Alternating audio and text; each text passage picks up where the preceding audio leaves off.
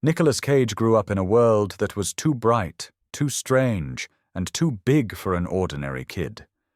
He wasn't even born Cage, but Coppola, and that already automatically made him part of a Hollywood dynasty. His uncle was Francis Ford Coppola, the man who gave the world The Godfather. His aunt was actress Talia Shire, and his cousin was Sofia Coppola, a future director. It seemed like his path was predetermined. The last name opened every door. But from early on, Nickolas felt that his surname was more like shackles. He didn't want to be Francis's nephew. He wanted people to respect him for his own acting, not because of his family ties. That's exactly why he dropped the name Coppola and chose the pseudonym Cage, inspired by superhero Luke Cage and avant-garde composer John Cage.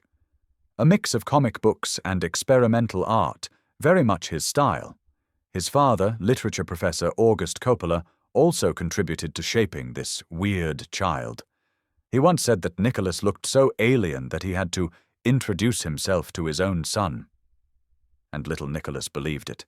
He grew up with the idea that he was an extraterrestrial. So much so that he was actually shocked when he learned that he had the same organs and bones as other kids. And if you look at his career, it feels like he never really let go of that idea. Hollywood wasn't a dream for Nickolas. It was more like the kitchen he grew up in. At home, they didn't talk about grocery prices, but about Fellini's movies and the filming of Apocalypse Now. He saw actors and directors at the family table. And yet, instead of blending in with the background, he became obsessed with proving that he was his own person, that his name didn't matter. By the time he reached high school, he knew he wanted to act. His idol was James Dean, the symbol of youth and rebellion. Cage dreamed of acting in a way that just one line would make an audience cry. But things turned out differently. Sometimes people laughed, sometimes they got angry, sometimes they stood and applauded. Either way, nobody ever stayed indifferent. Nickolas himself claimed that his very first memories were from inside his mother's womb. He said he saw faces in the dark there. Already back then, the future actor lived inside him, one who could terrify you with just a look. And his favorite childhood books weren't fairy tales, but comic books. He called Stan Lee his surrealistic father. And that makes sense too. Cage has always seemed like a Marvel character who somehow escaped into reality. Put it all together, a professor father, a genius uncle, an actress aunt, memories from the womb, and a deep sense of being an outsider. And you get the perfect cocktail for the future actor who would earn the reputation of the strangest man in Hollywood. And Cage always embraced that. He was never afraid to look silly, bizarre, sometimes even insane. His face practically screams, "Yes, I'm an alien, but you can't look away, can you?" The childhood of Nicolas Cage shows how legends are born out of unusual circumstances. He rejected a great family name, believed he was different, and built his entire career on that feeling. Cage became a symbol of Hollywood, not because he played it safe, but because he allowed himself to be the outsider. Do you want me to push this into an even more ironic, tabloid-like version, with playful jokes about how he still hasn't figured out whether he's an actor, a superhero, or an alien? When it comes to Nicolas Cage, there's always that one smart guy who says, "Did you know he's actually a Coppola?" And yes, he's right. On his passport it doesn't say the flashy Cage, but the rather academic Nicholas Kim Coppola. Immediately it becomes clear that the guy was lucky enough to be born not just anywhere, but in the most star-studded family in Hollywood. His uncle? Francis Ford Coppola, the man who gave the world The Godfather and Apocalypse Now. His aunt? Talia Shire, none other than Adrian from Rocky. His grandfather? Carmine Coppola, a composer. In short, in this family, you breathe cinema before you even get your first vaccination. It would seem destiny was already mapped out. Born in such a family, and you either direct movies for hundreds of millions or, at the very least, become an actor who sips orange juice not from a carton, but from an Oscar left behind by your uncle. But things turned out a little trickier. Hollywood doesn't love nephews. Audiences even less so. For the public, it doesn't matter if you're talented or not. The moment they hear you've got connections, that's it. A cross on your career, whispers behind your back, malicious smirks. Nickolas understood this perfectly. At school, he was teased for his surname, and he even invented an alter ego. He put on a leather jacket, dark glasses, and introduced himself as Roy Richards, threatening to beat up the bullies. It worked in the classroom, but Hollywood is a place where a leather jacket and sunglasses won't save you. There your name is a stamp. Coppola? Ah, Uncle pulled strings. That's when Cage was born, Nickolas decided. To hell with it, I'll be someone else. He chose a pseudonym inspired by two of his favorites. Marvel's Luke Cage, a superhero with indestructible fists, and avant-garde composer John Cage, who could turn silence and noise into music. And just like that, out of Coppola emerged Cage, ironically a name that sounded far more Hollywood-friendly than his real one. But let's not have illusions.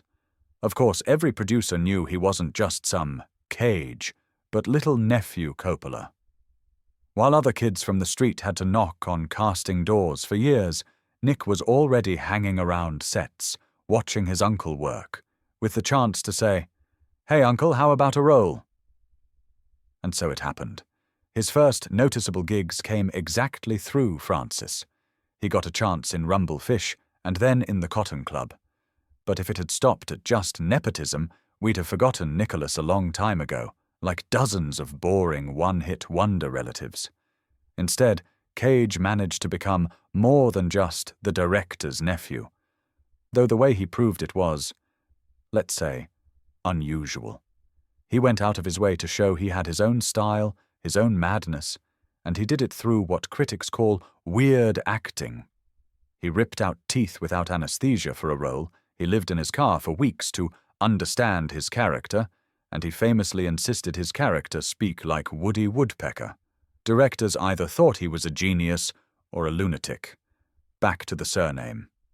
The choice of Cage turned out to be fate-changing. Imagine if he had stayed Coppola. Every film would have been judged through the lens of nepotism.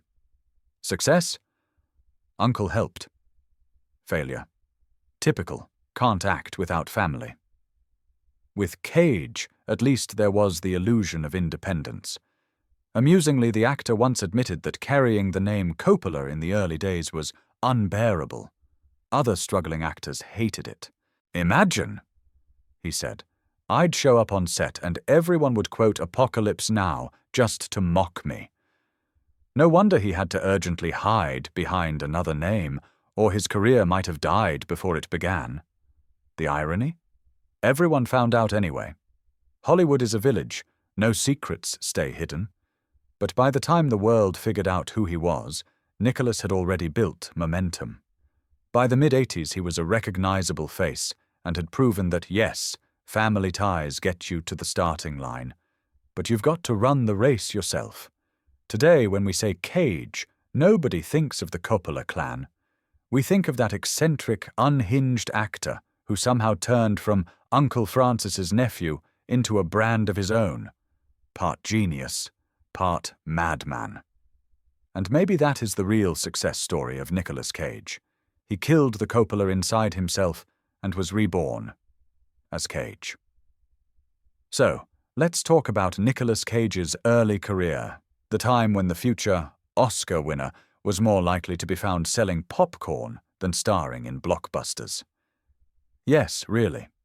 Before Cage was throwing money at dinosaur skulls and castles with questionable haunted histories, he was just a nervous teenager trying to squeeze his way onto Hollywood's stage.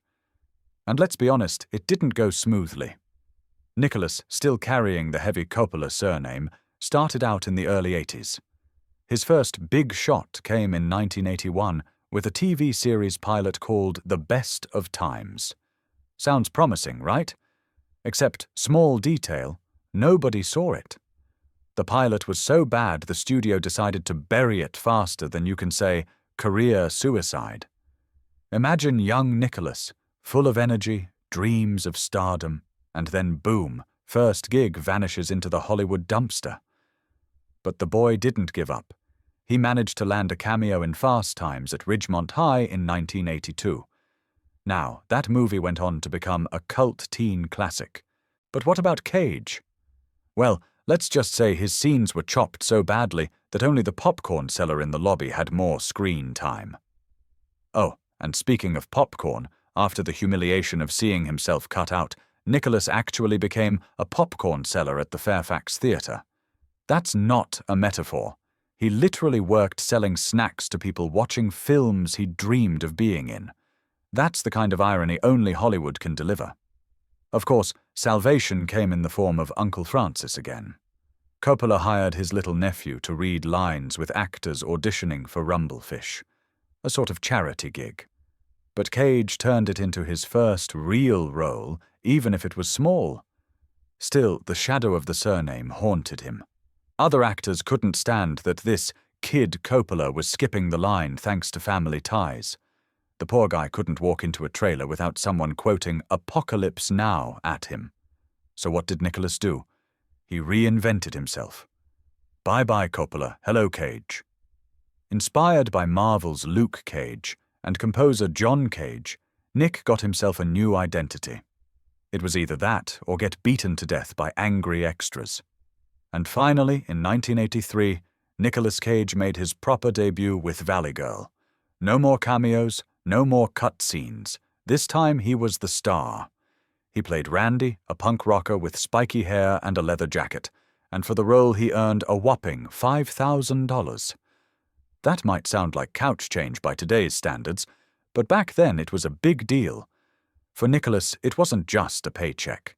It was the first taste of being recognized not as Francis's nephew, but as Cage, the actor. Of course, Nick being Nick, he wasn't going to make it easy for himself. He started experimenting with acting methods that made even hardened directors roll their eyes. For example, when preparing for his role in Birdie, 1984, Cage demanded 2 of his teeth be pulled out, without anesthesia, all for authenticity. No one asked him to do it. He just decided that suffering was part of the job description.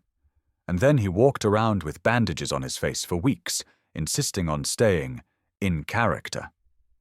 Co-stars probably thought he was one breakdown away from a padded room, but that's Cage. Method acting with a sprinkle of masochism. His reputation as a weirdo genius only grew stronger. On one film, he smashed up his own trailer, screaming like a madman just to get into character. On another, he started adopting strange voices, like a cross between Woody Woodpecker and a malfunctioning vacuum cleaner, which drove his directors insane. Kathleen Turner, who co-starred with him in Peggy Sue Got Married, later said she thought he was sabotaging the movie. But somehow, his bad decisions often made the characters more memorable. Was it genius? Was it madness? With Cage, you never know. Still, despite all the eye-rolling and second-guessing, Nickolas started building momentum. Valley Girl became a cult hit. Racing with the Moon and Birdie won over critics, especially in Europe. And soon enough, Cage wasn't just another Hollywood kid. He was becoming a name people noticed. Not always for the right reasons, but noticed nonetheless. By the mid-80s, Cage was the hot new eccentric. Directors whispered about his strange preparation methods. He was losing 30 pounds for one role, refusing to take off bandages for another, and inventing bizarre accents that nobody asked for. While other young actors were trying to look handsome and polished, Nickolas Cage was already doing his best to look insane. And that, weirdly enough, is what made him stand out. Looking back, it's easy to laugh at those early years, the popcorn counter, the cut scenes, the failed TV pilot. But those humiliations shaped Cage into the wild card he would later become. Without those small disasters, maybe we wouldn't have gotten the Cage we know today. The guy who could go from Oscar-winning alcoholic in Leaving Las Vegas to meme-worthy lunatic in Vampire's Kiss. In short, Cage's early career was a mess. but it was the kind of glorious, unforgettable mess that only Nickolas could turn into a stepping stone. He wasn't polished, he wasn't safe, but he was unforgettable. And in Hollywood, unforgettable beats perfect every time.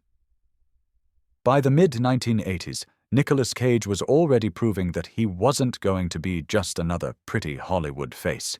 He wasn't content with playing it safe, smiling on cue, and waiting for scripts that made him look good. No, Cage was busy turning himself into Hollywood's resident mad scientist. If there was a strange, painful, or downright insane way to prepare for a role, Nickolas Cage was going to find it, and then brag about it later. Take Birdie, 1984, for example. Most actors would study their script, maybe shadow a real-life soldier, or read a few history books to prepare for a Vietnam War drama.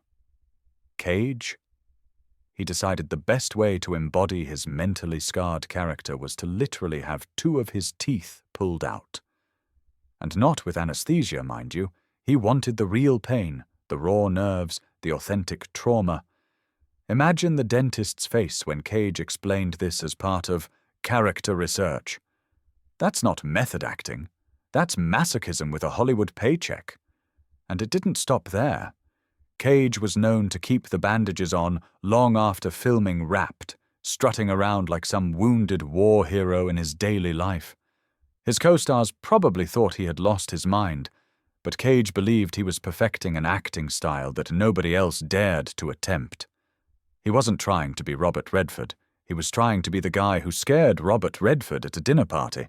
His uncle Francis Ford Coppola gave him another boost with Peggy Sue Got Married in 1986.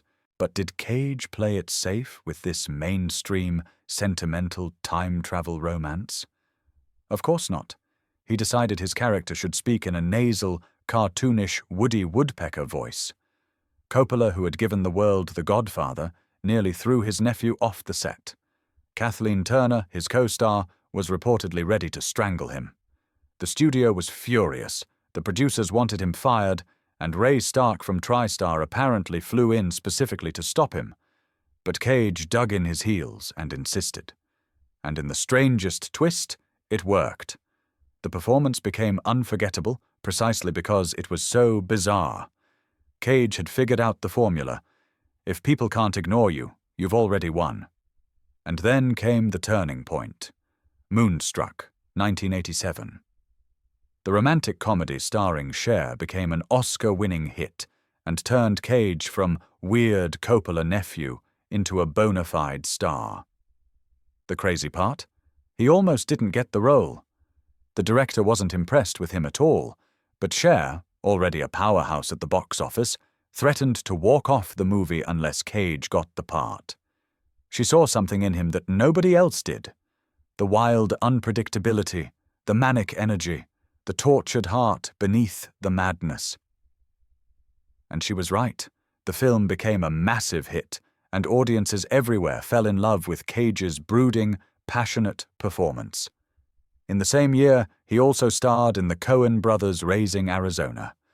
This wasn't just another job. This was his chance to cement himself as the ultimate oddball in Hollywood. The Coens were just starting out, trying to prove themselves as directors with their own brand of offbeat comedy. Cage fit right in. He played H.I. McDonough, a bumbling ex-con who kidnaps a baby, and his wild-eyed performance elevated the film from quirky to legendary. He clashed with the Coens constantly, throwing out his own ideas, most of which they ignored. Later, Cage admitted the brothers had a very autocratic nature and didn't care for outside suggestions.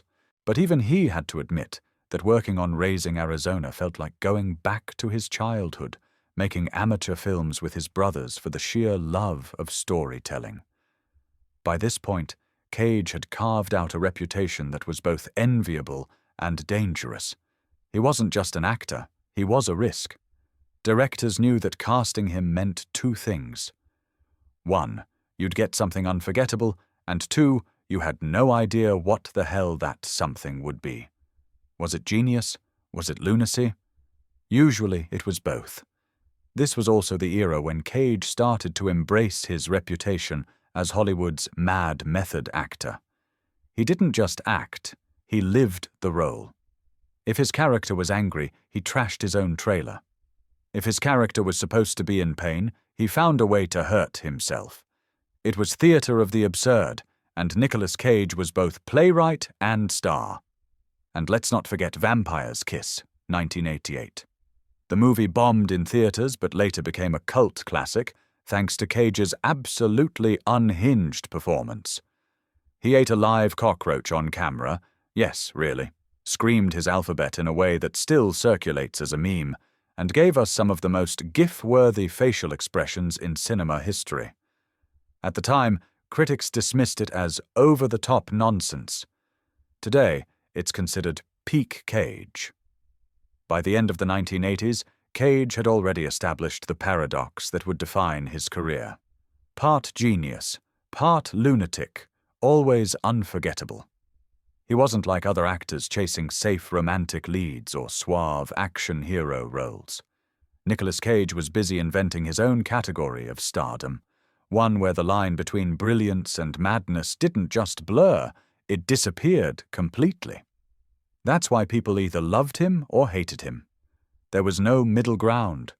One thing was certain: Nickolas Cage was not going to be ignored. By the early 1990s, Nickolas Cage's career looked like a roller coaster that had been built without safety checks. One moment he was flying high, the next he was plunging into the ground so hard that even critics felt sorry for him.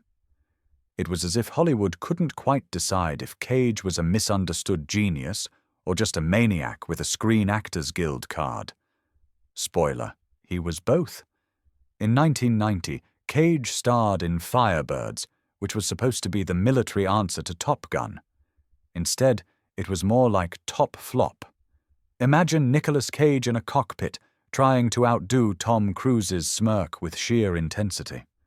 It didn't work. The movie was a disaster, critics laughed it off, and audiences ignored it.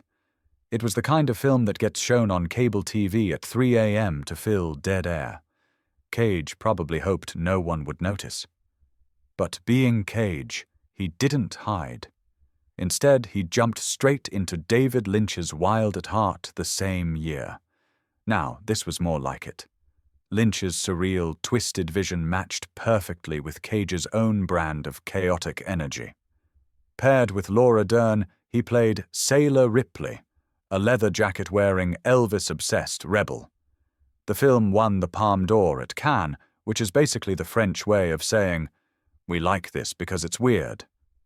For Cage, it was validation that maybe, just maybe, his madness had a purpose. Unfortunately, Hollywood doesn't always reward weird. Over the next few years, Cage churned out a string of movies that seemed cursed from the start. Zanderley, 1991, tried to mix art, sex, and Cage's intensity, but ended up as an erotic thriller that wasn't erotic, thrilling, or even good. Critics tore it apart, audiences stayed away, and Cage was once again left defending himself in interviews. Then came Honeymoon in Vegas, 1992, where he starred alongside Sarah Jessica Parker in what was supposed to be a light-hearted romantic comedy. Instead, it felt like Cage had accidentally wandered into the wrong movie set and decided to just roll with it. Still, Cage kept trying. He teamed up with Samuel L. Jackson for Amos and Andrew, 1993, which critics politely described as awkward, and audiences less politely described as awful. Around the same time, he also starred in Deadfall, directed by his brother Christopher Coppola. Now, if you've never seen Deadfall, you might think I'm exaggerating when I say Cage delivered one of the most bizarre performances in film history. But no, he went full Cage, flailing, screaming, and creating memes decades before memes existed. The movie bombed, of course, but his performance has since achieved cult status. Classic Nickolas. Failure at the box office. Immortality on the internet. Then came Kiss of Death, 1995. This was supposed to be Cage's big comeback. It was a remake of a classic, had a solid cast, and gave Cage the chance to flex his muscles as a menacing villain. He bulked up, He screamed, he sneered, he even ate the scenery, literally at times. And yet, despite all the effort, the film tanked. Critics hated it, audiences hated it, and Hollywood execs started wondering if maybe the Coppola family's golden nephew was just cursed. But then, boom, Cage delivered the performance of his life in Leaving Las Vegas, 1995.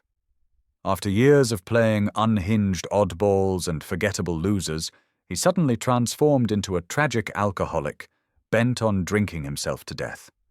It wasn't cartoonish, it wasn't over the top. Well, not too over the top. It was raw, painful, and hauntingly real. And just like that, the Academy, which had ignored him for years, handed him the Oscar for Best Actor. Overnight, Nickolas Cage went from Hollywood punchline to respected artist. Critics called it one of the greatest performances of the decade. Cage, naturally, celebrated by telling people he had spent 2 weeks drunk in Dublin to research the role. Method acting, Cage style. The Oscar changed everything. Suddenly, Cage wasn't just the weird nephew of Francis Ford Coppola or the guy who ate cockroaches in Vampire's Kiss. He was Nickolas Cage, Academy Award winner. And Hollywood, smelling money, immediately tried to repackage him as a box office action hero. Yes, the same guy who had once been laughed out of a rom-com was now being asked to save the world with guns, grenades, and one-liners. It was a risky move, but somehow it worked. Cage was cast in The Rock, 1996, alongside Sean Connery, and proved he could hold his own in a blockbuster. Then came Con Air, 1997, where he played a long-haired ex-convict with the world's most questionable Southern accent. And finally, Face Off, 1997, the masterpiece of madness where he swapped faces with John Travolta. If Leaving Las Vegas showed Cage at his most subtle, Face Off showed him at his most unhinged, and audiences loved both. But let's be real, the 1990s were a survival test for Nickolas Cage. He nearly buried himself with failures, managed to resurrect his career with an Oscar, and then reinvented himself as an action star no one saw coming. It was chaotic, unpredictable, and more dramatic than half the movies he starred in. And that's the magic of Cage. Just when you think he's down for the count, he does something so brilliant you can't look away. Then, just when you think he's found stability, he blows it all up with a disaster of a project.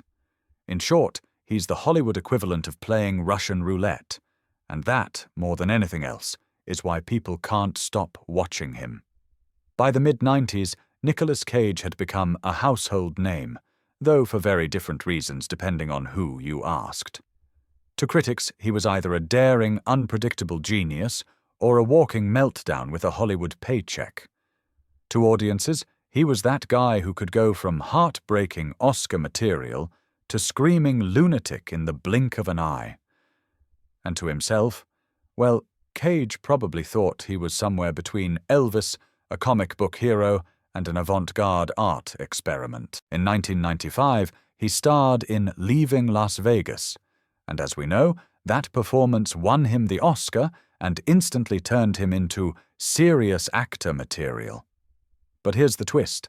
The second he got his golden statue, Cage didn't exactly follow the classic Hollywood script of taking more serious dramas to cement his credibility.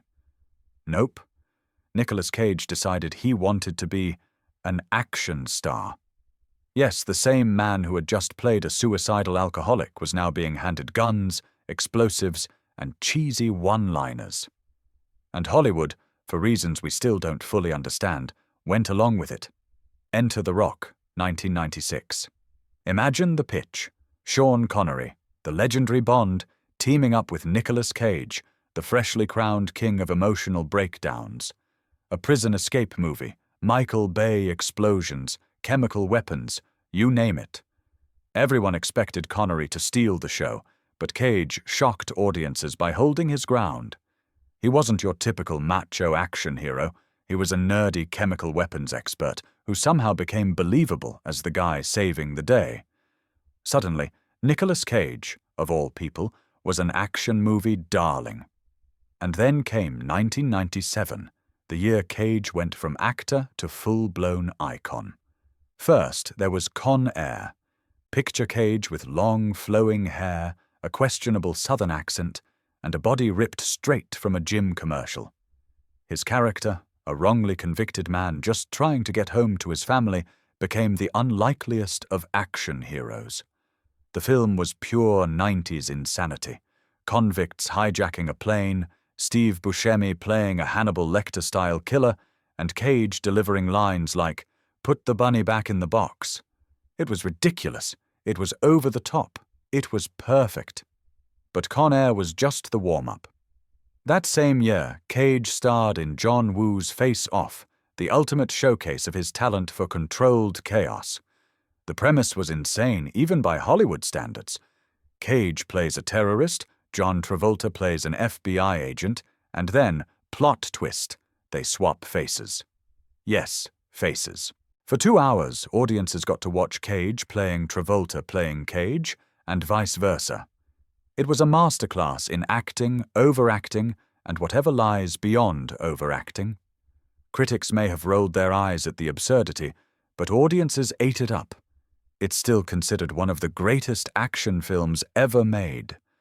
By the end of 1997, Nickolas Cage was no longer just that weird Coppola nephew or the guy who eats cockroaches on film. He was a bona fide box office powerhouse.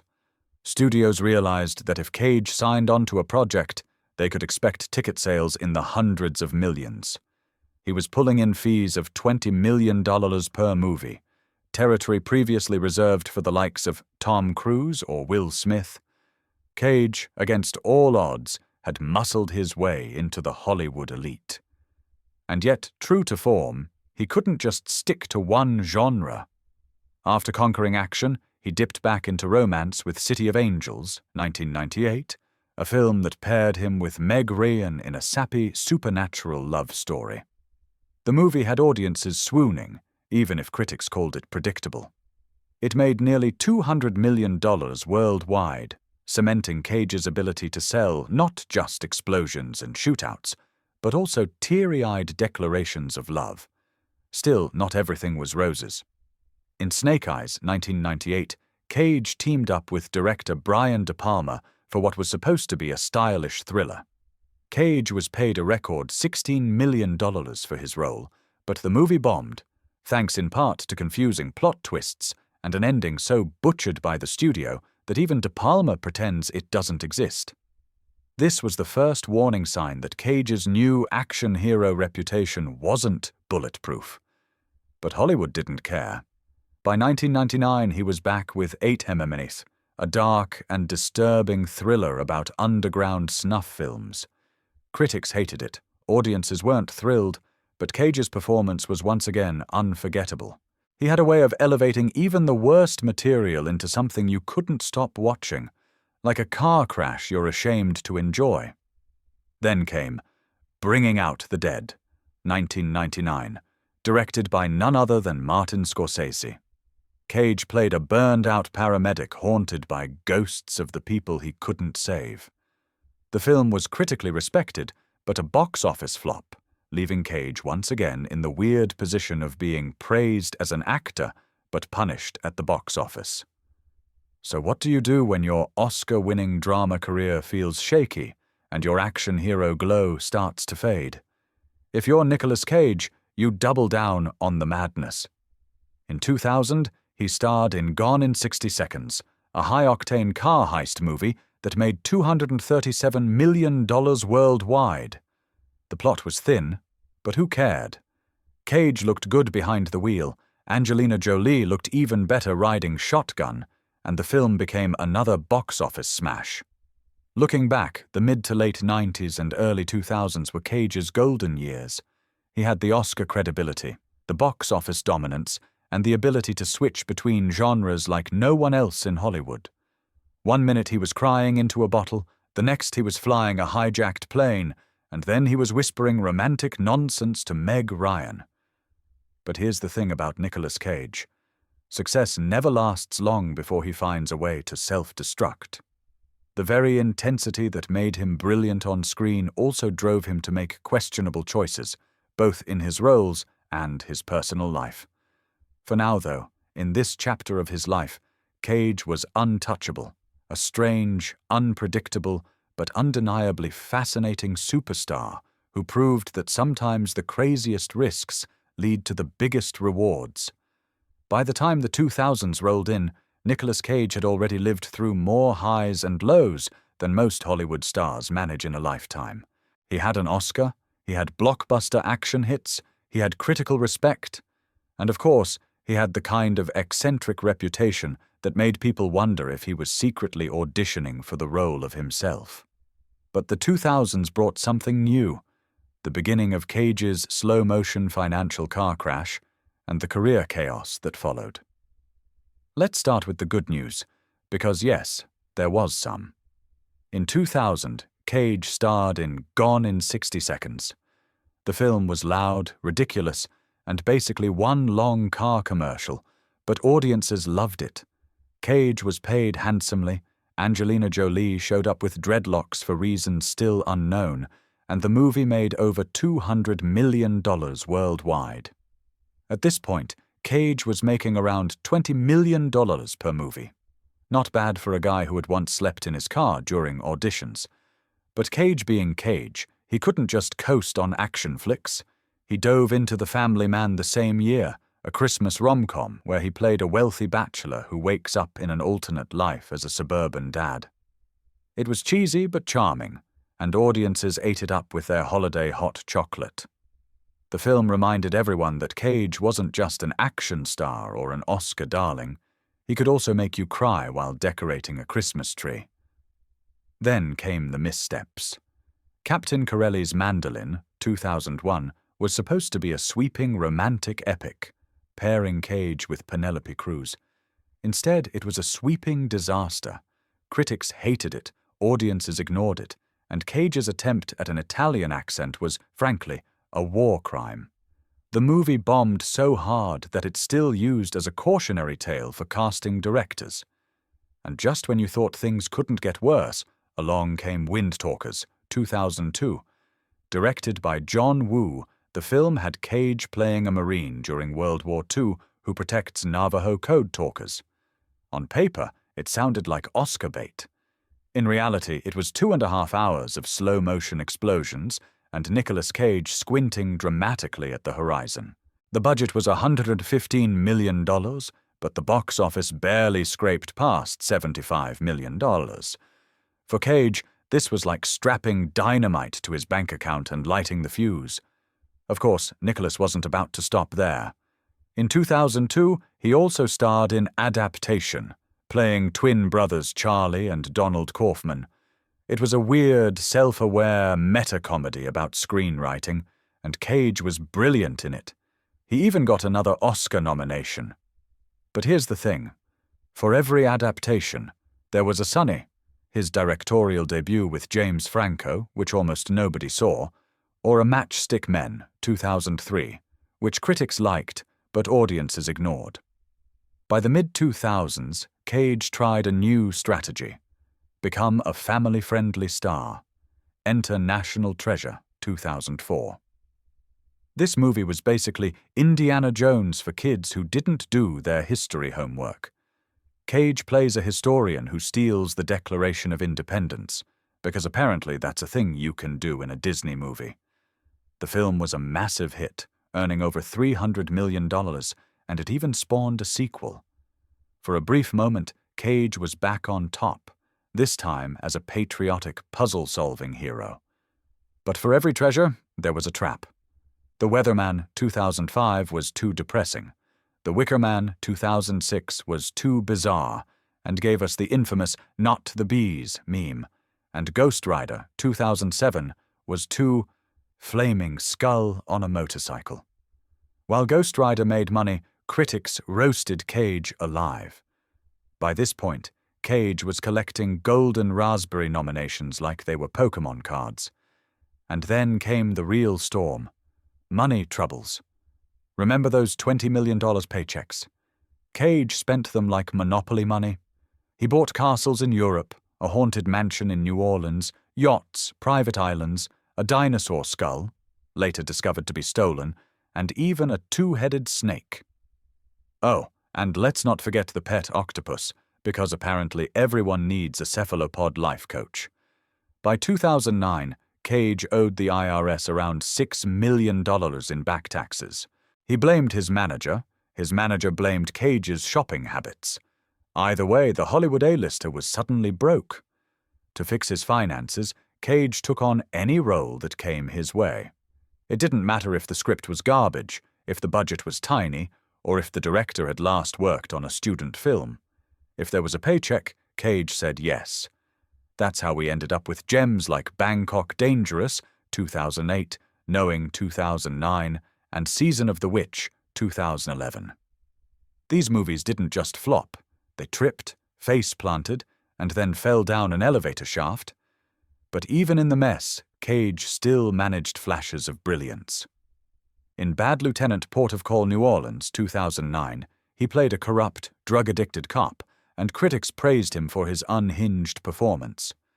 Unfortunately, the film made about $10 at the box office, proving once again that Cage's career was like a roulette wheel. You never knew if you'd hit the jackpot or lose your shirt. By the end of the 2000s, Nickolas Cage's career was basically a meme. One moment, he was delivering genius-level acting that reminded everyone why he had an Oscar. The next, he was screaming about bees in a bear suit. His finances were in ruins, his reputation was shaky, and he was stuck churning out low-quality movies just to keep the IRS off his back. And yet, that's what makes Nickolas Cage. Nickolas Cage. In the 2000s, he wasn't just an actor. He was a spectacle, a tabloid headline, and a walking reminder that in Hollywood, the line between genius and disaster is razor-thin. And somehow, Cage always managed to straddle that line, sometimes gracefully, sometimes with his hair on fire. By the time the 2010s arrived, Nickolas Cage was no longer just an actor. He was a full-blown internet myth, a human meme wrapped in leather jackets, tax problems, and bizarre movie choices. If the 1990s made him a star, and the 2000s broke his bank account, then the 2010s turned him into a cultural riddle. Was he a genius playing 4D chess with his career, or just a guy saying yes to any paycheck that could cover the IRS bills and the maintenance fees for his haunted mansions? Spoiler, maybe a bit of both. Let's start with The Sorcerer's Apprentice, 2010. This was Cage's passion project, the movie he pitched to producer Jerry Bruckheimer with stars in his eyes. He imagined it as the beginning of a magical trilogy. Instead, it turned into one of Disney's most expensive oops moments. With a budget of $150 million, the movie barely made a profit, and audiences were left wondering why Nickolas Cage was running around New York with a teenage wizard who wasn't Harry Potter. Disney quietly buried the idea of a sequel, and Cage was left holding the wand. Not that he had time to dwell on it. Cage was already starring in Season of the Witch, 2011, a medieval fantasy that somehow managed to be both boring and ridiculous. Critics tore it apart, and suddenly Cage was known as the king of movies you find in the $2 DVD bin at Walmart. To make matters worse, that same year he was arrested in New Orleans after a drunken argument with his wife spilled into the streets. He was released on bail, paid by his wife. Romantic, isn't it? The following years saw Cage diving headfirst into direct-to-video territory. Drive Angry, 2011. Trespass, 2011. Stolen, 2012. Tokarev, 2014. Pay the Ghost, 2015. The list goes on. It was as if Nickolas had set himself a challenge. How many forgettable thrillers can one man star in before the decade ends? The answer: a lot. By 2017 alone, he had appeared in 8 films. Most of them barely made it to theaters, but hey, the IRS doesn't care if your movie plays in a cinema or in your grandma's basement. But here's the twist, because with Cage, there's always a twist. In the middle of all the chaos, he still turned out performances that reminded everyone why he once won an Oscar. Joe, 2013, was a gritty indie film where Cage played a troubled ex-con who bonds with a teenage boy. Critics loved it, audiences who actually saw it loved it, and for a moment people thought, wait, is Nicolas Cage back? Spoiler, not quite. Then came Mandy, 2018.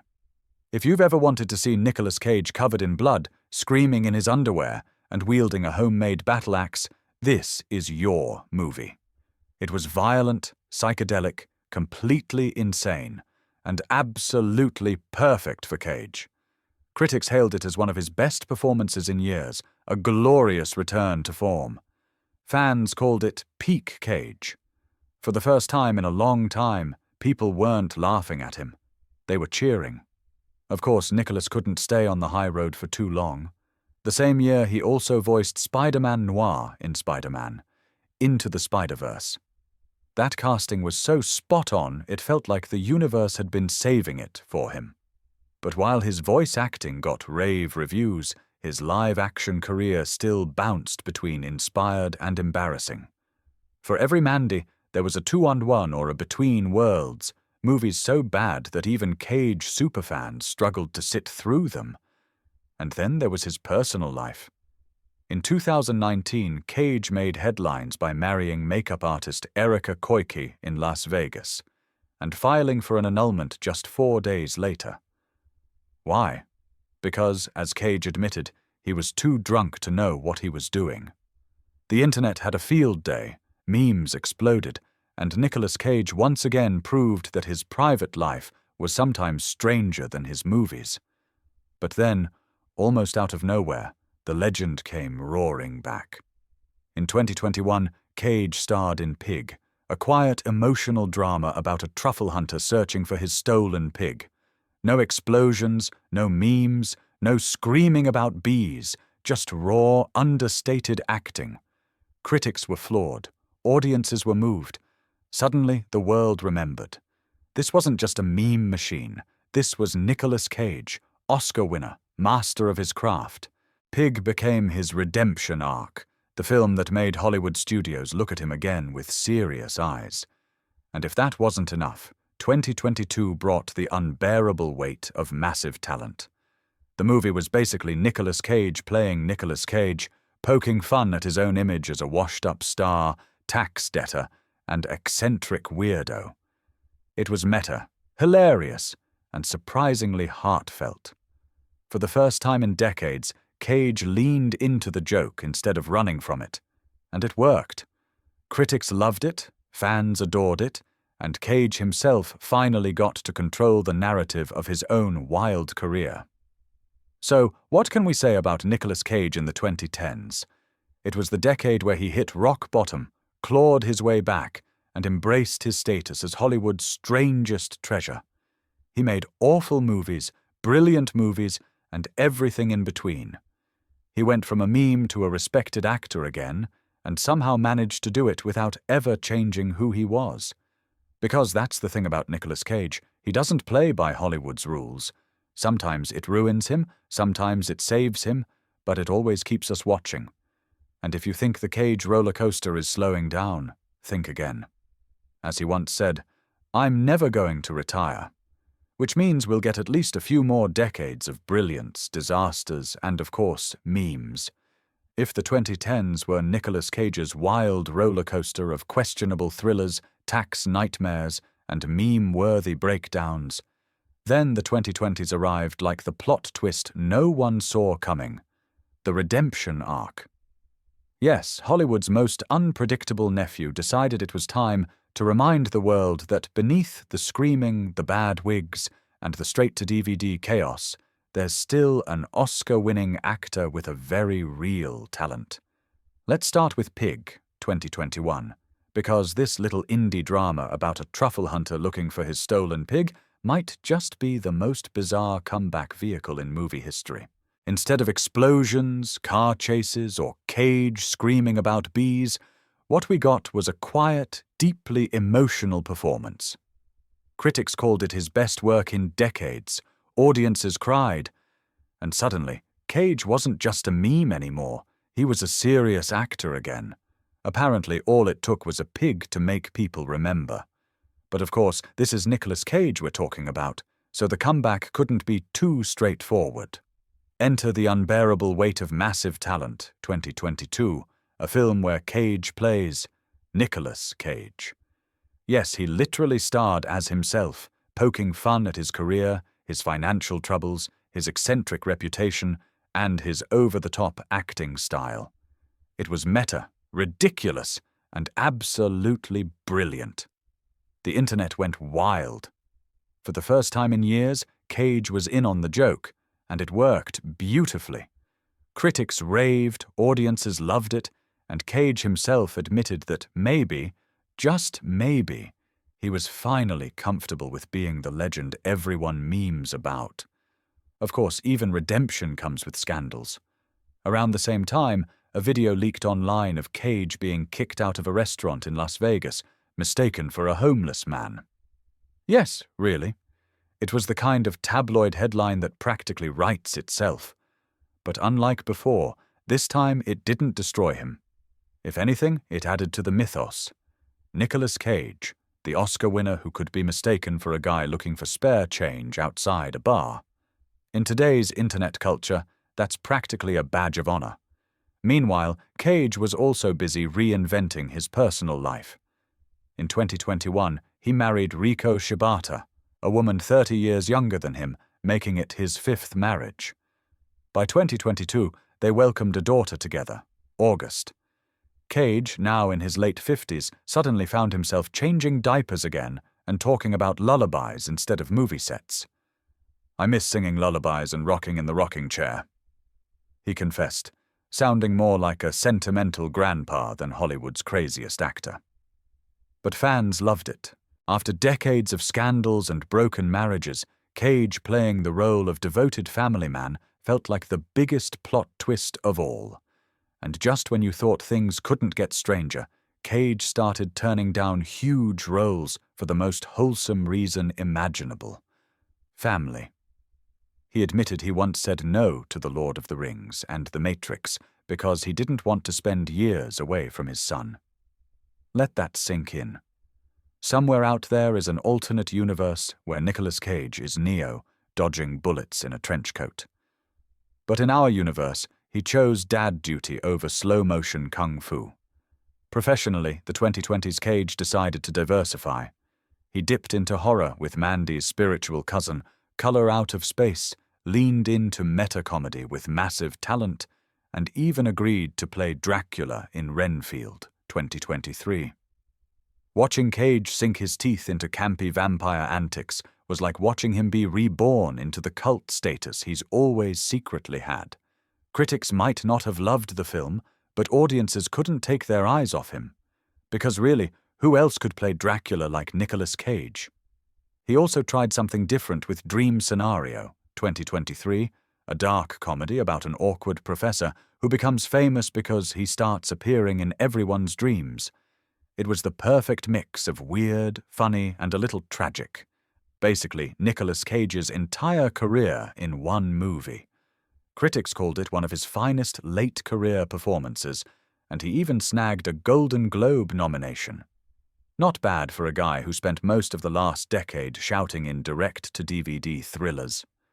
And let's not forget Cage's new philosophy.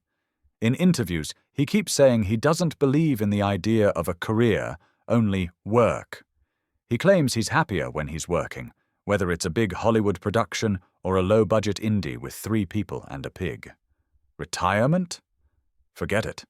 Cage insists he'll keep acting until he physically can't anymore. "I'm a better man when I'm working," he says, which might explain why he's suddenly in 6 movies a year again, but this time, people are actually watching them. So where does that leave us?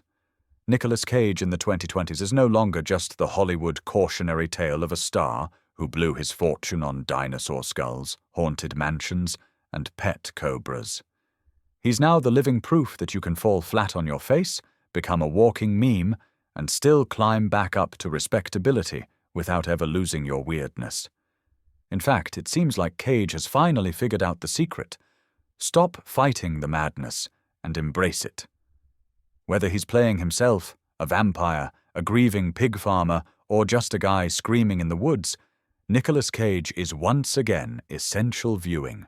And maybe, just maybe, the world has finally caught up to the fact that being too much is exactly what makes him perfect. After all, love him or laugh at him, one thing's for sure, Nicolas Cage will never be boring. And in Hollywood, that's rarer than any Oscar. By the late 2000s, Nicolas Cage had officially turned into Hollywood's favorite paradox. He was both an Oscar-winning actor and a walking disaster, a man capable of giving one of the most heartbreaking performances in Leaving Las Vegas, and in the same breath starring in something like The Wicker Man, where his most memorable line is basically, "Not the bees." By this point, Cage's life was no longer just a career. It was performance art, and unfortunately, his finances were the stage props collapsing around him. Let's start with the money. At the peak of his fame, Cage was earning $20 million per film and sitting on a fortune estimated at around $150 million. Most stars would invest, or at least stash some away for a rainy day. Cage, however, apparently thought the rainy day would never come. Instead, he went on a shopping spree that made even other celebrities look frugal. He bought castles in Europe, mansions in Las Vegas, haunted houses in New Orleans, yachts, fleets of cars, dinosaur skulls, shrunken pygmy heads, a meteorite, and because why not, a two-headed snake. At one point, he even had a shark and an octopus at home. You can't accuse the man of not having range. Even his pets were eccentric. And then came the crash. The 2008 financial crisis wiped out fortunes everywhere, and Cage was no exception. Suddenly, all that real estate wasn't worth nearly as much as he'd paid for it. His castles were bleeding money, his houses wouldn't sell, and the taxman came knocking. It turned out Cage owed millions to the IRS. Like any great Hollywood plot twist, he blamed his manager, who fired back with a lawsuit of his own, accusing Cage of compulsive, self-destructive spending. By the end, Cage wasn't just broke, he was humiliated. So, what does a fallen movie star do when the money runs out? He works, and in Cage's case, he worked a lot. While most actors carefully chose projects to protect their reputations, Cage said yes to everything. Indie thrillers, low-budget horror films, direct-to-DVD action flicks. You name it, he was in it. Some years he cranked out 5, 6, even 8 films. His reasoning was simple. Bankruptcy was not an option. I had this pride thing where I wanted to work my way through it, he later explained. Noble, maybe. Smart, not exactly. The result was a bizarre catalogue of films where Cage gave it his all, even when the movie itself was a complete disaster. Knowing, 2009, did surprisingly well. But The Bad Lieutenant, Port of Call, New Orleans tanked, despite Cage delivering one of his wildest, strangest performances. Kick-Ass gave him a brief taste of credibility again, but then came a tidal wave of forgettable projects with titles like Tokarev, Dying of the Light, and Pay the Ghost. You probably didn't see them, but don't worry, no one else did either. And then there was Ghost Rider. Oh yes, Cage's passion project. He loved the comic books as a kid, so playing Johnny Blaze should have been a dream.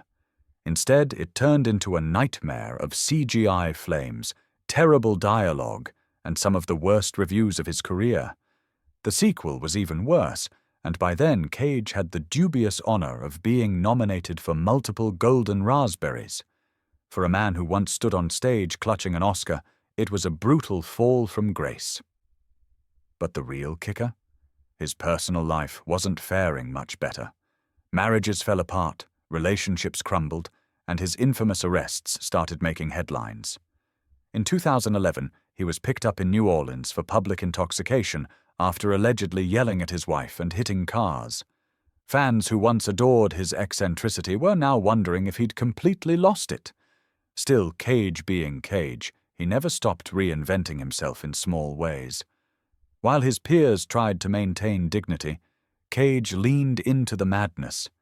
He didn't shy away from being a meme, and in a twisted way, that kept him relevant. Internet culture embraced his screaming faces, his bizarre quotes, his "so bad it's good" movies. People were watching him again, not always for the reasons he wanted, but watching nonetheless. And here's the strange thing. Even in the middle of this career apocalypse, you could still see flashes of the old Cage. In indie films like Joe, 2013, and Mandy, 2018, critics rediscovered his ability to completely disappear into a character. The man could still act, he just needed the right script and someone brave enough to let him loose.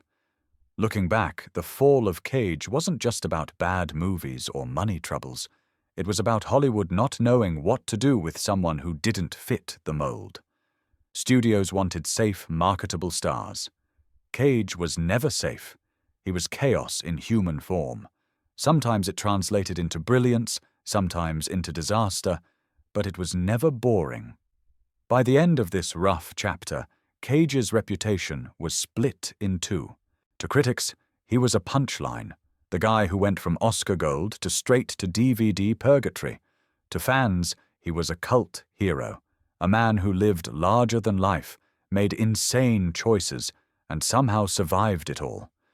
And maybe that's the secret of Nickolas Cage.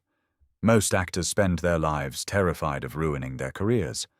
Cage already did that, and then kept going. He's the Hollywood equivalent of a phoenix.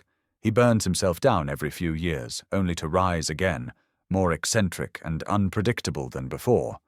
Love him or hate him, you can't look away. And that, in the end, might be why Nickolas Cage will always matter. By the time Nickolas Cage stumbled into the 2010s, his career looked like the cinematic equivalent of a demolition derby.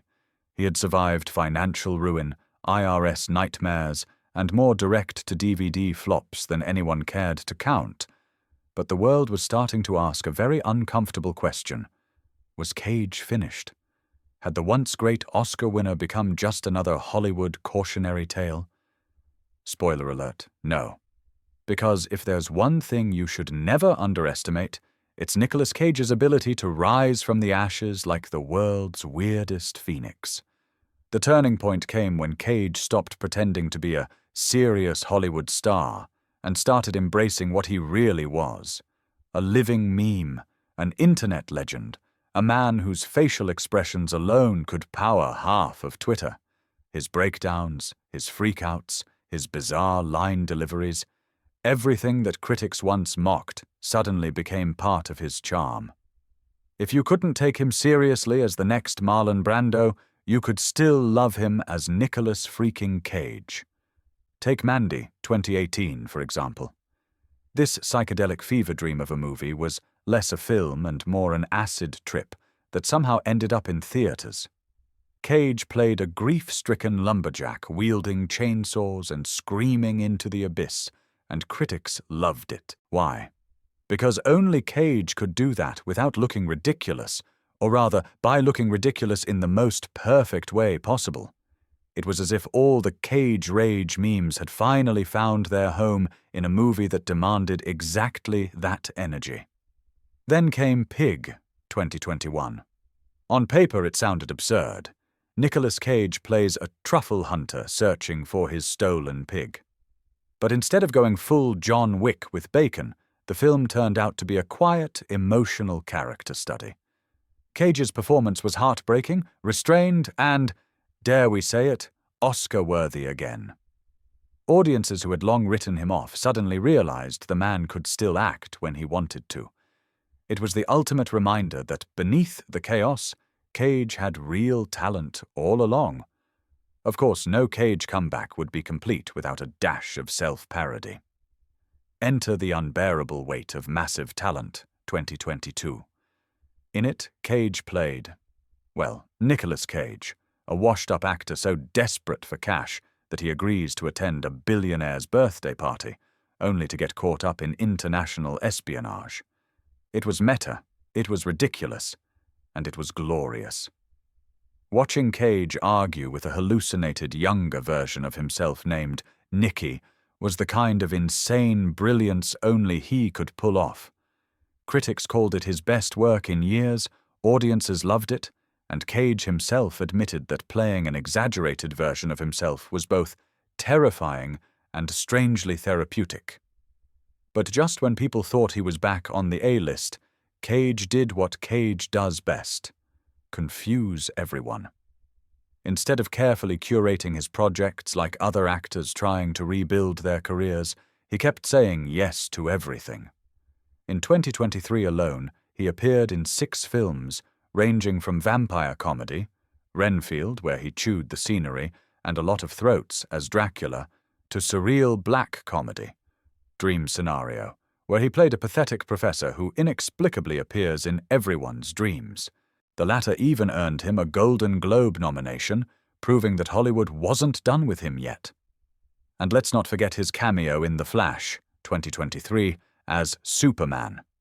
Yes, Nickolas Cage finally got to play the Man of Steel decades after his infamous scrapped project with Tim Burton. The scene itself was brief and mostly CGI, but it was enough to send the internet into meltdown. Fans who had spent years joking about Nickolas Cage Superman suddenly got to see it on screen, and it was every bit as weird as they imagined. Off-screen, Cage's life mellowed out. Well, as much as Nickolas Cage's life can mellow out. After 4 failed marriages, he married Riko Shibata in 2021, and in 2022 they welcomed a daughter. Cage seemed genuinely happy about settling down again, even admitting that fatherhood gave him a new sense of purpose. "It's going to be the biggest adventure of my life," he said, which for a man who once bought a haunted mansion and a dinosaur skull is really saying something. And yet, even in his moments of domestic bliss, Cage can't help but stir up headlines. Whether it's being mistaken for a homeless man and kicked out of a restaurant, or announcing in an interview that he might retire from big films soon, he always manages to keep the public guessing. Retirement, of course, seems unlikely. Cage himself once said he's healthier when he's working, and with more than 100 films under his belt, slowing down doesn't exactly sound like his style. So where does that leave him? Nickolas Cage, at 60, is a man who has lived through every possible version of Hollywood stardom. The golden boy, the superstar, the has-been, the punchline, and now the cult legend. His career is proof that you can fall flat on your face 100 times and still stand back up, dust yourself off, and scream into the camera one more time. At this point, Cage isn't just an actor. He's a genre of his own. You don't watch a Nickolas Cage movie because of the plot or the reviews. You watch it because you want to see what Nickolas Cage will do next. Will he whisper all his lines for no reason? Will he scream about bees? Will he give a performance so raw and emotional it makes you cry? The only guarantee is that it won't be boring. Love him, hate him, laugh at him, or cry with him. Nickolas Cage remains one of Hollywood's most unpredictable treasures. And maybe that's the real unbearable weight of massive talent, being too strange, too fearless, and too unforgettable to ever truly fade away. When it comes to celebrity spending sprees, most stars limit themselves to a new car, a diamond watch, or maybe even a Malibu mansion. Nickolas Cage, however, never got that memo. Instead, he decided to treat life like a personal episode of Lifestyles of the Rich and the Deranged, and nothing proves that more than the time he went shopping for a private jet, and not one, but 2 private islands. Because why fly commercial or even first class when you can live like a Bond villain and own the runway and the beach? Let's start with the jet. Most of us think hard before even booking an economy seat with extra legroom. Nickolas, on the other hand, strolled into the aviation world and dropped more than $20 million on a shiny Gulfstream. The idea? He'd call it a business expense. A clever little trick, except the IRS wasn't amused. Instead of clapping for his entrepreneurial spirit, they slapped him with extra tax charges. It turns out Uncle Sam doesn't care if your business involves flying to a film set or jetting off to your haunted mansion in New Orleans. For Cage, this was just another Tuesday. For the rest of us, It's the kind of financial decision that would make our accountants faint on the spot. And as if having a luxury jet wasn't enough, Cage looked at a map of the Bahamas and apparently said, "I'll take 2. Yes, he went on a little shopping spree and scooped up not 1, but 2 private islands. Forget renting a beach house for the summer or buying a condo with an ocean view. Cage literally bought the ocean. Well, at least 2 sandy pieces of it. Owning a single island already puts you in the realm of tech billionaires and reclusive dictators. Buying 2? That's pure Nickolas Cage logic.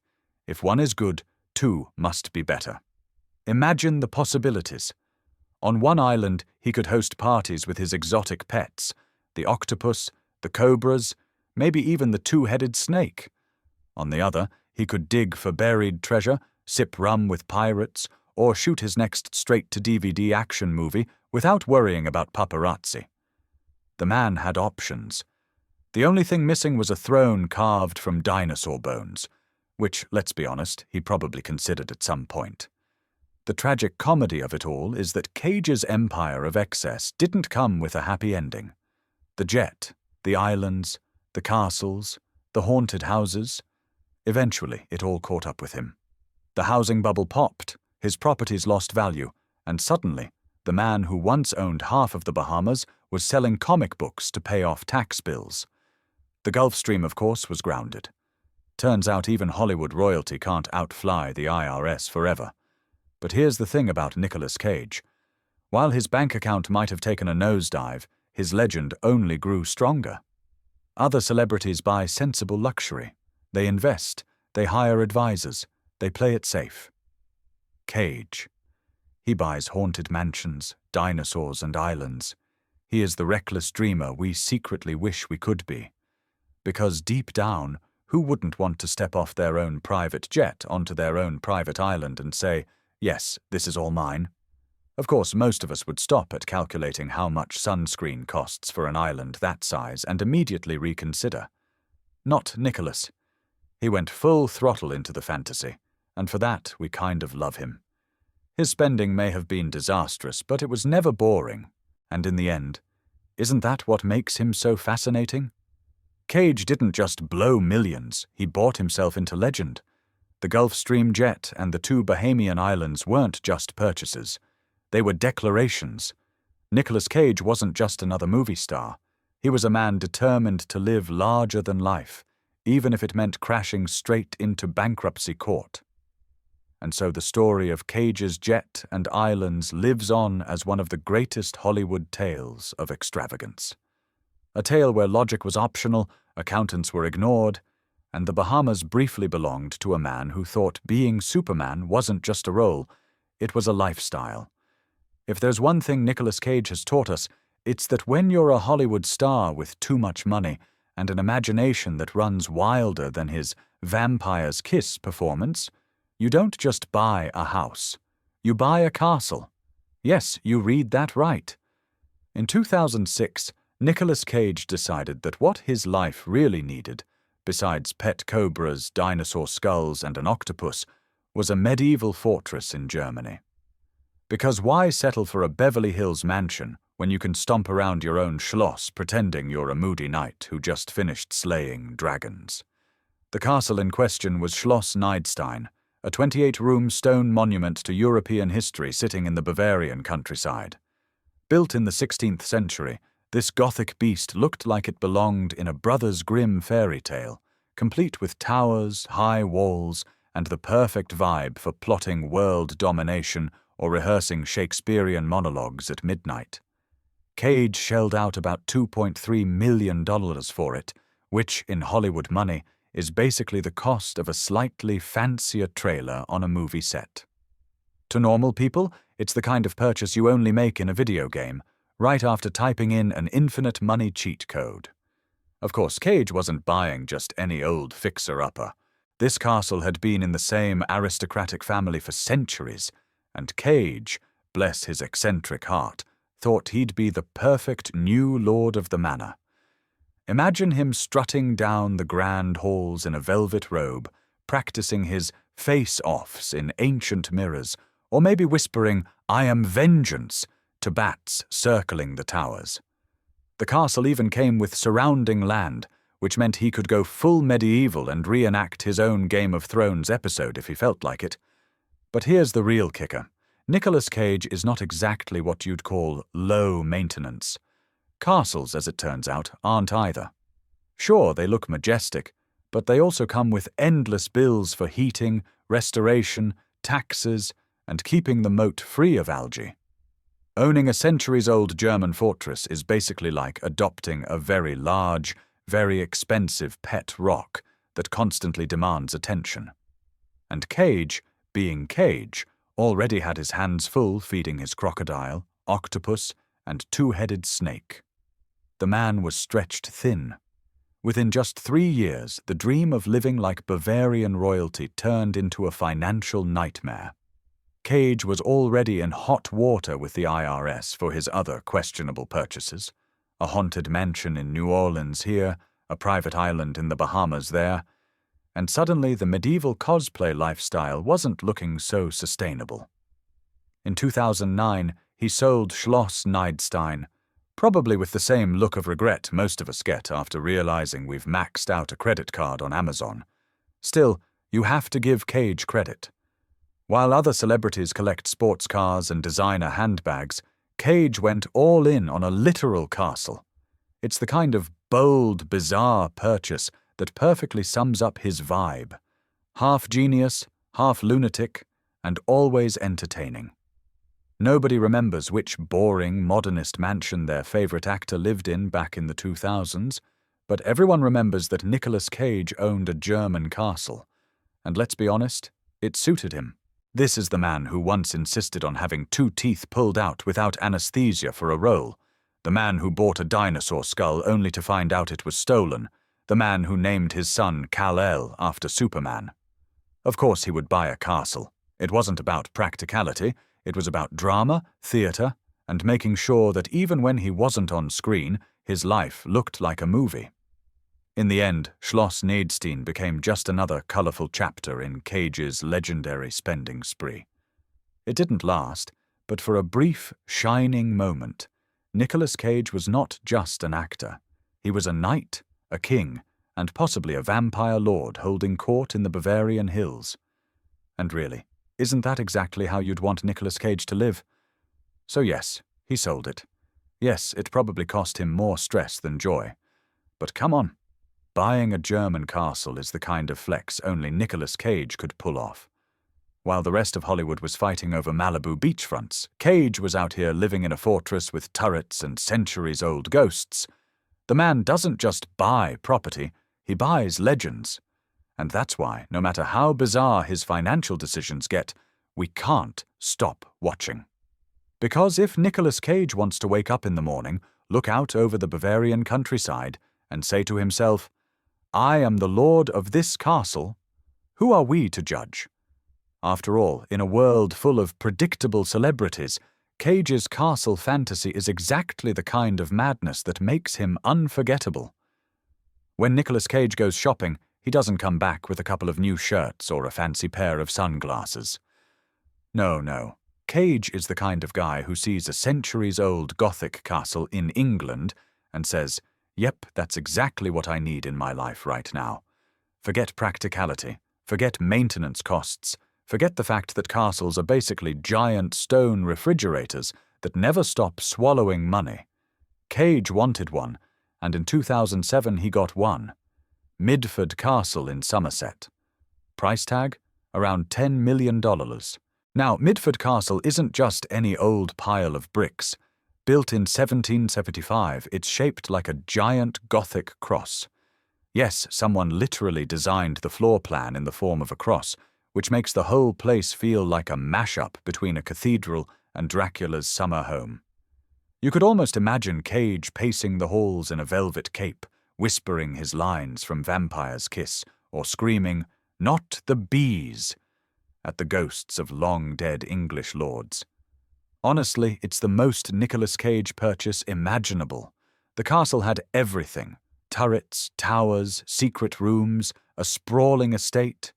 You know, all the things you never actually use but sound impressive at dinner parties.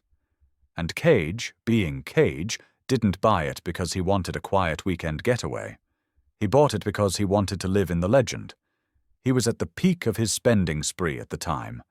When you're earning $20 million a movie, why not blow half of it on a house that looks like it came out of a Tim Burton fever dream? Of course, castles come with problems that even Hollywood money struggles to fix. First of all, heating. Imagine trying to keep a drafty 18th century fortress warm in the middle of an English winter. You'd burn through cash faster than Cage burns through crazy facial expressions. Then there's the never-ending maintenance. Old castles are like spoiled divas. They constantly demand attention, repairs, and restoration, or else they start crumbling on you. And let's not even get started on property taxes. But Cage wasn't thinking about any of that. He was living large, throwing money around like it was Monopoly cash. Alongside Midford Castle, he also had mansions in California, a haunted house in New Orleans, 2 private islands in the Bahamas, a fleet of exotic cars, and, because why not, shrunken pygmy heads and a dinosaur skull. When it came to spending, Cage wasn't just eccentric. He was a full-blown rock star with a credit card. The castle itself became the centerpiece of his real estate empire. Reporters at the time couldn't get enough of the story. The Hollywood actor who wanted to play king of his own Gothic fortress. It was as if Cage was auditioning for a role he wrote himself. Nickolas Cage, Lord of Midford. You can practically hear the movie trailer voiceover. In a world where money is no object, one man dares to rule, from a castle shaped like a cross. But reality, as always, had other plans. By 2009, the financial storm clouds rolled in. Cage's $150 million fortune had started to evaporate thanks to his wild purchases, bad investments, and a particularly angry IRS. Owning Midford Castle went from eccentric fantasy to financial disaster. Just 2 years after buying it, Cage had to put the castle up for sale, desperately trying to cover his mountain of debts. He didn't even get to enjoy his kingdom for long.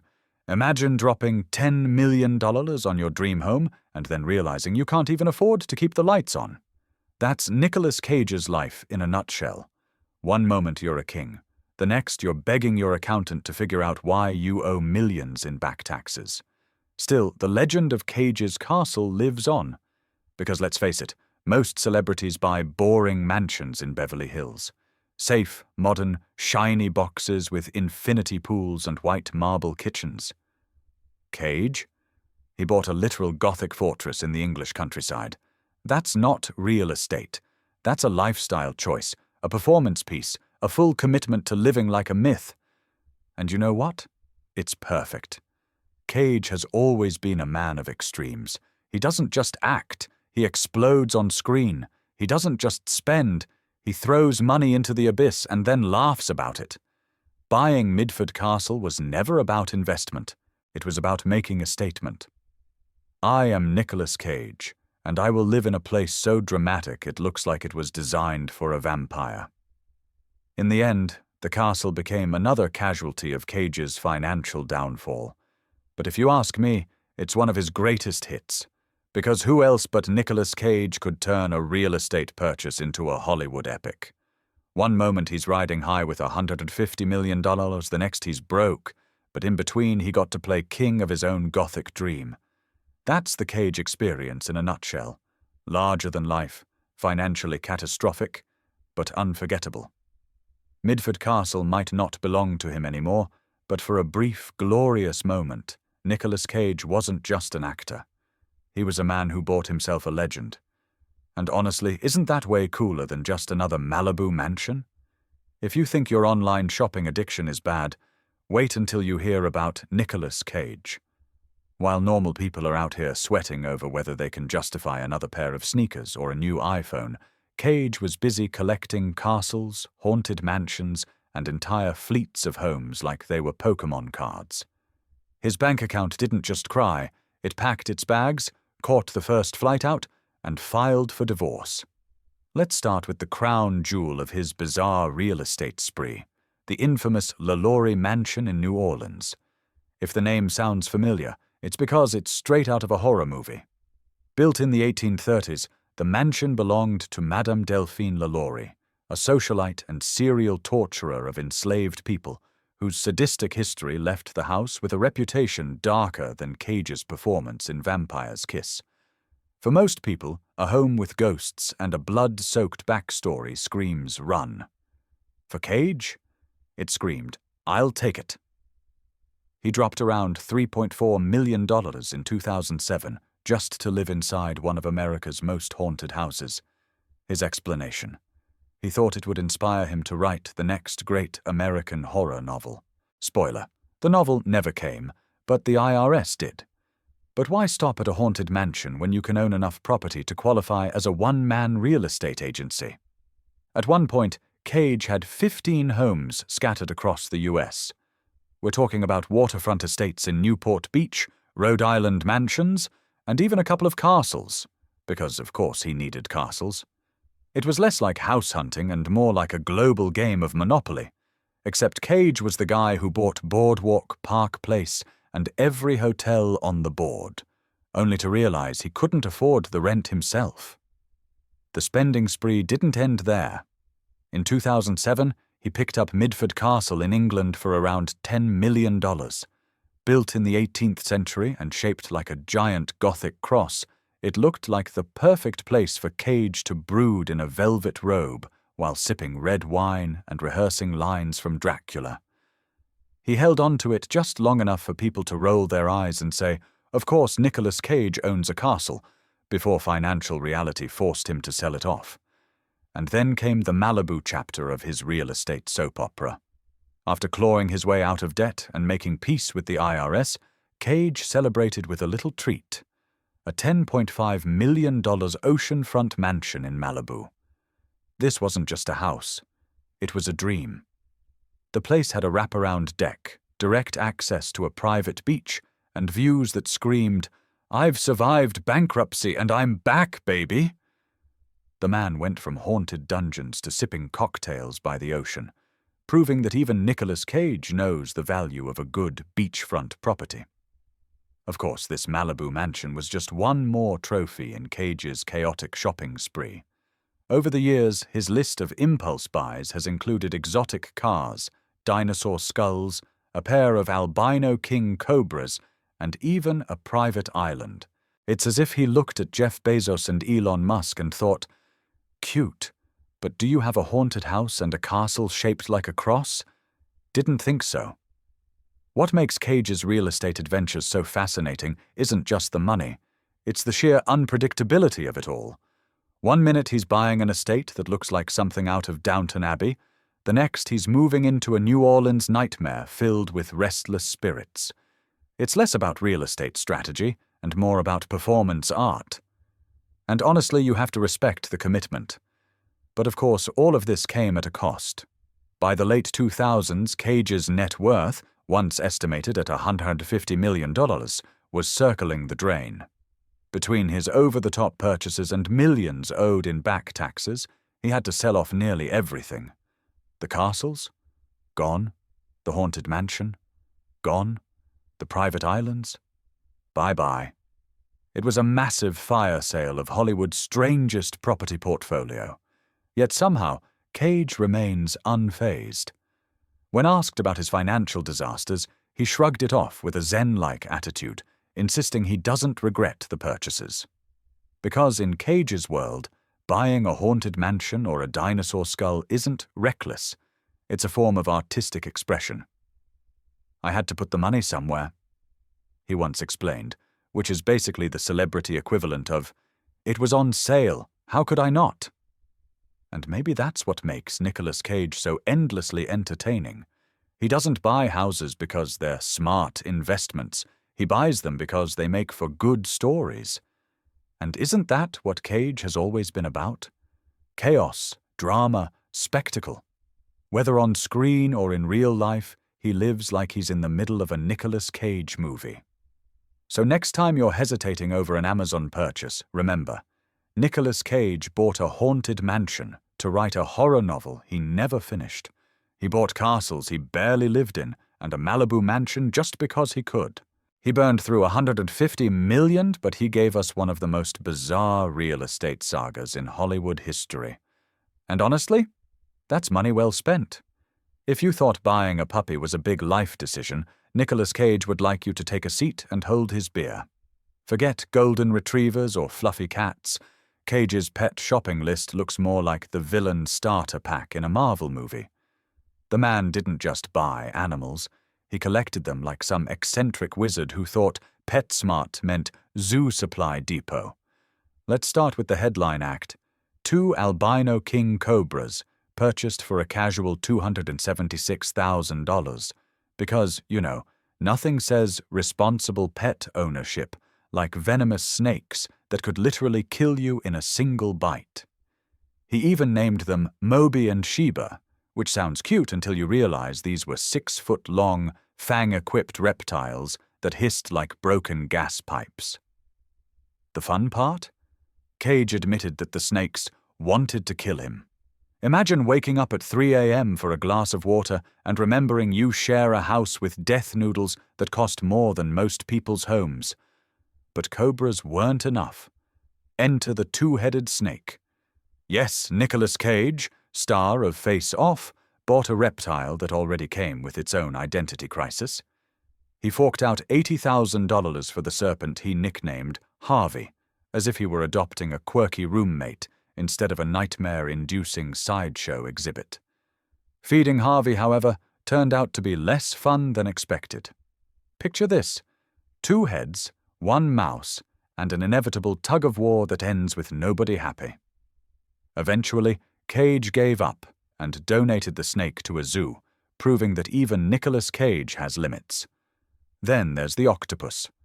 While most people would look at an octopus and think, sushi, Cage saw a $150,000 acting coach. Yes, you read that correctly. According to him, the octopus helped his acting. What exactly that means is anyone's guess. Was the octopus reading lines with him?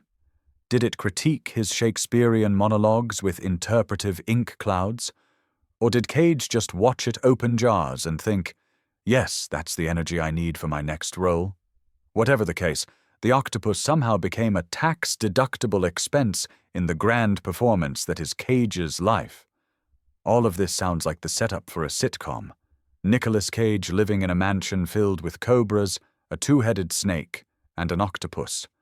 Throw in a laugh track, and you've got Netflix's next big hit. Imagine Cage making breakfast while an albino cobra slithers across the counter. Harvey gets into an argument with himself over the last frozen mouse, and the octopus is quietly plotting world domination in the corner of the aquarium. It's basically Friends, but with more venom and tentacles. Of course, these purchases weren't just weird flexes. Cage truly seemed to believe his animal entourage added to his craft. And in a way, it kind of tracks. His acting style has always been unhinged, unpredictable, and slightly terrifying, exactly like a cobra about to strike. Watching his movies, you can almost picture the octopus whispering, "Be more fluid, Nick. Channel the tentacles." But here's the kicker. While normal people worry about vet bills, Cage was racking up expenses that could fund a small hospital. Exotic animals aren't just pricey to buy, they're pricey to keep alive. Specialized habitats, food that doesn't come from the corner store, constant care, it adds up. And when the IRS eventually came knocking for millions in unpaid taxes, selling an octopus back on Craigslist wasn't exactly an option. It all ties into the larger pattern of Cage's legendary spending habits. While other celebrities bought cars, jewelry, or maybe a yacht, Cage went for dinosaurs, castles, and mutant snakes. His financial life looked less like a portfolio and more like a rejected Jumanji script. By the time the global financial crisis hit, his bank account was as drained as the mouse supply in Harvey's cage. And yet, in true Nickolas Cage fashion, he never apologized. When asked about his bizarre purchases, he defended them as part of his journey. To him, buying an octopus for acting lessons made as much sense as buying a house. Sure, the rest of us think, That's insane. But Cage thinks, that's Tuesday. So what do we learn from all this? If you ever feel guilty about spoiling your cat with a designer scratching post or your dog with overpriced treats, just remember, Nickolas Cage once spent more than $250,000 on snakes that wanted him dead. Suddenly, that $30 and cat tree doesn't look so bad. In the end, Cage's exotic pet phase wasn't about practicality. It was about living life like a performance piece. Snakes, octopuses, two-headed freaks of nature. He wanted it all. Because for Nickolas Cage, the line between Hollywood drama and real life doesn't just blur. It slithers, hisses, and occasionally sprays ink. And honestly, would we want it any other way? Nickolas Cage doesn't just buy cars. He hoards them the way some people hoard fridge magnets from vacation spots. Forget your neighbor bragging about his leased BMW. Cage's garage at one point looked like a luxury car showroom where every vehicle screamed, "Yes, I'm compensating for something." Let's start with the Rolls-Royces. Not one, not two, around 9 of them. Because apparently, nothing says Monday morning grocery run like rolling up in a $500,000 Phantom. It's as if Cage was trying to collect the entire color spectrum in Rolls form. I've got black, white, silver. Better grab one in crimson just in case. For most people, a Rolls-Royce is a once-in-a-lifetime dream car.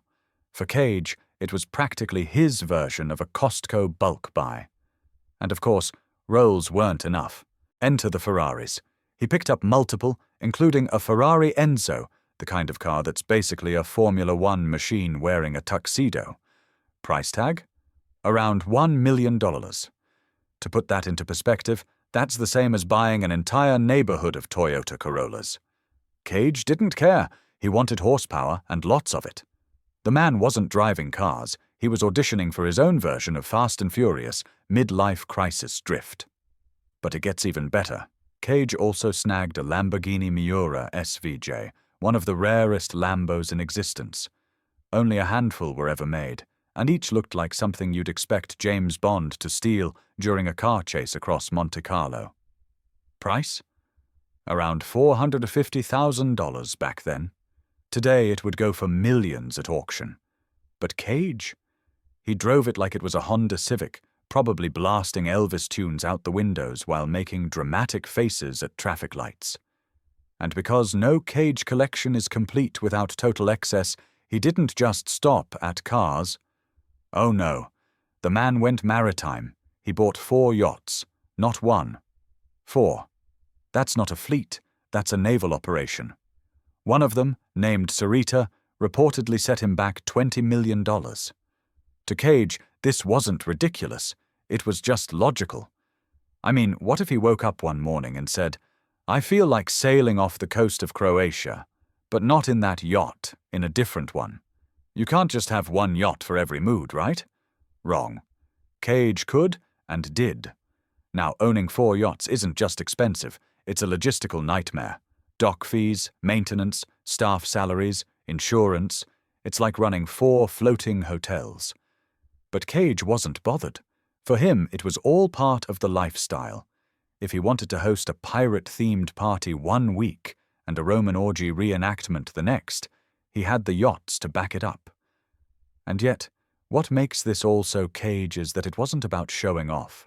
Most celebrities buy flashy cars and yachts to post on Instagram to make sure you know they're rich. Nickolas Cage did it because he's Nickolas Cage. The same man who bought dinosaur skulls, castles, and haunted mansions wasn't about to settle for a Toyota and a speedboat. He needed cars that roared like wild animals and yachts that looked like Bond villain hideouts. The irony, of course, is that while Cage was surrounding himself with yachts and Lamborghinis, his finances were sinking faster than the Titanic. By the time the IRS came knocking, the actor had blown through an estimated $150 million fortune. The cars and boats that once symbolized success became millstones dragging him down. Many had to be sold at auction, fetching less than what he'd paid, just so he could chip away at his mountain of debt. Still, you can't help but admire the commitment. Most people, when they think of splurging, picture a fancy vacation or maybe a Rolex. Nicolas Cage thinks, why not 4 yachts? Why not 9 Rolls-Royces? Why not a Ferrari that costs as much as a mansion? He lived as though bankruptcy didn't exist, as though money was monopoly cash, and the goal was to have the wildest collection of toys before the game ended. And here's the kicker. People still talk about it. No one remembers what car Matthew McConaughey drove in 2007 or how many boats Ben Affleck owns. But Nicolas Cage's spending habits? Legendary. His cars and yachts are now as much a part of his mythology as his movies. It's the kind of madness that makes him fascinating. So the next time you see a Rolls-Royce glide past or a yacht docked at some glamorous marina, just remember, Nicolas Cage probably owned one just like it, or 4. And while it may have wrecked his bank account, it cemented his legacy as Hollywood's most gloriously unhinged big spender. Because in the end, it wasn't about transportation. It was about making life itself feel like a movie, loud, fast, expensive, and unforgettable. And honestly, that's about as Nicolas Cage as it gets.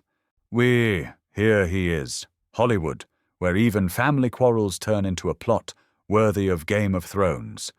And if you thought Nicolas Cage could only shock people on screen, welcome to reality. Here we have a story with the actor's ex-girlfriend, Christina Fulton, their shared son, Weston, and so many scandals that even the tabloids get tired of writing headlines. Let's start with the main thing. In April 2024, Fulton claimed that her son Weston suddenly turned into a walking hurricane of destruction. It all looked like a scene from a trash horror film. First a parking lot, then an elevator, and finally outside his house. According to her, she came to help her son after disturbing messages from his friends about his mental state. But instead of gratitude, she received attention, a concussion, facial injuries, damaged teeth, and a complete feeling that her life had turned into a nightmare action film with a bad director. Weston, of course, is not some sinister joker, but the story sounds like his mother stumbled into a movie she herself would never buy a ticket for. Naturally, the scandal didn't stay a family matter. In February 2025, Christina filed a lawsuit against both her son and his famous father. She accused her son of assault, emotional harm, and turning her life into one endless trigger for therapy sessions. And Cage of negligence and enabling violence. The accusation was basically this. Dad knew his son had mental health problems, but kept fueling the fire with money, support, and help that supposedly only encouraged destructive behavior. It all started to look like, Nick, your son broke his mum's jaw, but hey, at least he has a new car and a house next door to you. Cage's lawyer, of course, did not stay silent. He called the lawsuit absurd and baseless. And how else could he respond? After all, blaming a father for his adult son's rampage is like blaming the bartender for a customer's hangover. Weston is an adult, the lawyer stated, adding that Cage had nothing to do with the mess. By March 2025, the court officially dismissed all charges against Nickolas with prejudice, which means the case was closed permanently and cannot be refiled.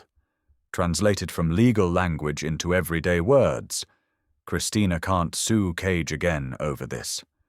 And you can easily imagine Nick somewhere in his gothic mansion, exhaling with relief and opening a bottle of expensive wine. Or maybe cheap, given his financial issues, who knows. His son, though, was less lucky. To avoid jail time, Weston agreed to a 2-year psychiatric treatment program. And if the press is to be believed, he's now actively working on his reputation. In July 2025, he got married. Dad Nick even attended the wedding. Family dramas are dramas, but it's always nice to put on a suit for a celebration. And later Weston said he felt like a target of misunderstandings and was working on a documentary project about his difficult childhood. Well, of course, in today's Hollywood, every tragedy automatically turns into content. It's worth noting that Christina Fulton herself has repeatedly spoken about her difficult fate. Her relationship with Cage ended back in the early 90s, but their son became the eternal anchor in this storm. And Fulton, she's not just the actor's ex, she's a woman with a sharp character. She not only filed a lawsuit over the assault, but also accused Cage of contributing to her son's destructive behavior. Here, of course, the debate could go on endlessly. Some will say a father must always keep an eye on his kids. Others will argue every adult is responsible for his own actions. Now picture this. Nickolas Cage, who has spent his entire career playing characters on the verge of a nervous breakdown, finds himself in real life in a situation where his ex sues him, his son attacks his mother, and the tabloids plaster the story across their front pages. This is pure meta-cinema, as if the script was written for him by Quentin Tarantino in collaboration with David Lynch. But there's a bright side to all this chaos. Cage has finally scratched his name off the list of defendants. Now he can go back to his favorite activities, buying bizarre things like haunted castles and two-headed snakes, starring in movies about his own madness, and proving to the world that he's not just a meme, but a man who has lived through so many highs and lows it could fill a couple of lifetimes. Weston remains a controversial figure. His biography looks like a roller coaster: music, acting, scandals, rehab, and now marriage. He clearly inherited not only his father's looks, but also his ability to stay perpetually in the spotlight. The only question is, will he learn to turn that attention into a career rather than into another headline reading, "Cage's son causes another commotion"? Fulton, despite losing the case against Cage, continues to defend her side. For her, this is not just about paperwork and legal arguments, but a matter of personal safety and reputation. And honestly, after the injuries she described, you can understand her position. So we have three sides: a legendary actor dragged into someone else's chaos, an ex-girlfriend tired of putting up with it, and a son caught between rock and roll, psychiatry, and family dinners. Hollywood rarely produces dramas this juicy even on screen. And you know what? This all fits perfectly into Cage's career. Who else but him should live a real life that feels like the strangest movie of all time? A plot with a son's attack, the mother's lawsuit, the father's court battle, charges dismissed, and a wedding thrown in at the end. It's literally a new blockbuster, just without the CGI.